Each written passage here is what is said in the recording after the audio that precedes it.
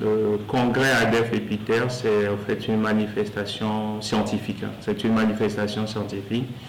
C'est la plus grande manifestation scientifique dans le domaine de l'épidémiologie et de la santé publique en ce qui concerne l'espace francophone. Et ça fait partie des activités que réalise régulièrement l'Association des épidémiologistes de langue française et l'Association des épidémiologistes de terrain. La dernière conférence s'est déroulée au Canada en août dernier.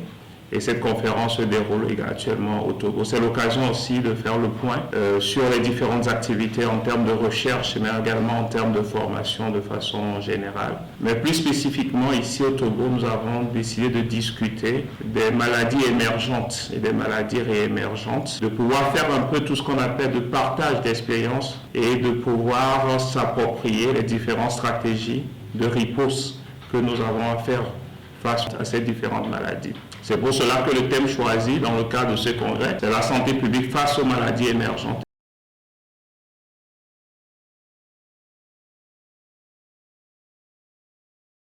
Il y a plusieurs définitions, mais je vais limiter la définition de l'Organisation mondiale de la santé. Les maladies émergentes, ce sont des maladies qu'on ne connaissait pas du tout et qui apparaissent pour une première fois. C'est le cas exactement de ce qui s'est passé avec la pandémie de la Covid-19.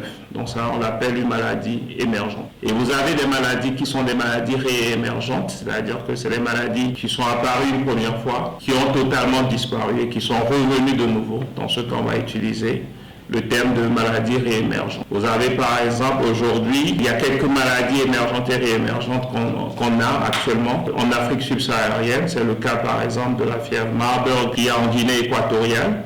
Vous avez la fièvre de Lassa très récemment au Ghana avec 2 cas qui ont été confirmés. Et vous avez également la maladie à virus Ebola qui sévit actuellement en Ouganda. Toutes ces maladies, ces pathologies sont des maladies émergentes et réémergentes et qui ont des répercussions sur le plan économique, sur la limitation par exemple des voyages, la limitation des mouvements et également des répercussions sur le plan économique et sur le plan social. Il faut également noter que certaines maladies vont entraîner beaucoup de décès. C'est ce que nous appelons un peu la létalité. Et donc il faut avoir des stratégies de surveillance et de riposte. C'est pour cela que nous nous réunissons pour partager les expériences, pour faire face à ces maladies.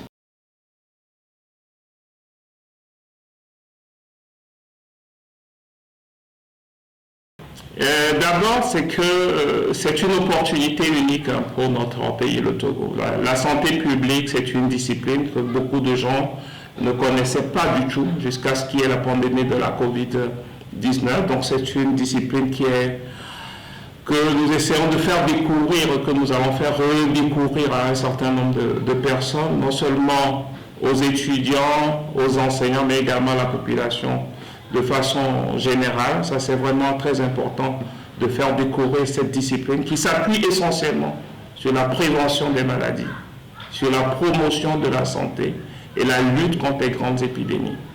La deuxième chose, c'est que nous allons nous retrouver, dans 400 chercheurs ou bien professionnels de santé de 21 pays. C'est l'occasion de renforcer ce que nous appelons le partenariat Nord-Sud, mais également le partenariat Sud-Sud, pour pouvoir mener des projets de recherche. Troisièmement, il y aura des partages d'expériences sur la couverture santé universelle. Je l'ai dit que nous organisons avec le groupe, en partenariat avec le groupe Sounou Santé qui nous appuie, mais également avec l'Organisation mondiale de la santé. Au-delà, nous allons pouvoir proposer une feuille de route que nous allons mettre à la disposition, bien entendu, du gouvernement pour aller vers la couverture santé universelle qui fait partie d'un objectif prioritaire pour le gouvernement.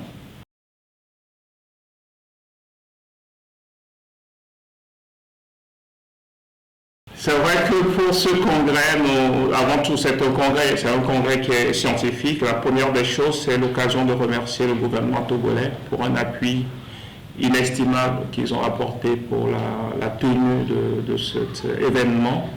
Et donc nous tenons à remercier le chef de l'État et tout son gouvernement.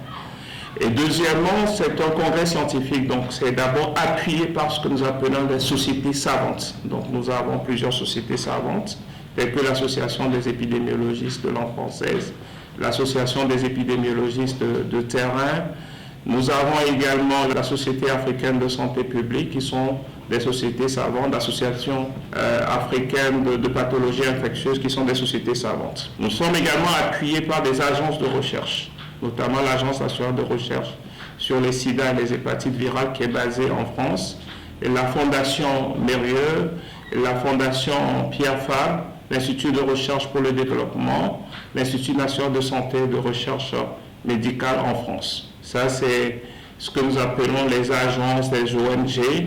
L'Organisation mondiale de la santé, notamment le bureau pays et également le bureau Afrique, va venir nous soutenir sur le plan logistique et sur le plan financier pour que nous puissions réaliser cette conférence. Il y a le Center Disease Control de l'Union africaine, le CDC Africa, qui aussi va nous appuyer. Ça, c'est un peu les partenaires qui ont décidé de nous accompagner, mais également nous tenons à remercier deux structures qui ne sont pas beaucoup impliquées dans la santé, mais qui ont décidé de nous appuyer. C'est EcoBank, la banque, c'est une banque panafricaine, et puis le groupe Suno, notamment, qui a décidé de parrainer spécialement la table ronde que nous allons organiser sur la couverture santé universelle. Bien entendu qu'il y a localement la GIZ qui nous a accompagnés, le CARESP qui nous a accompagnés, l'ONG Santé Intégrée. Donc on a un certain nombre de partenaires qui nous accompagnent pour que cette manifestation scientifique soit une réussite au Togo.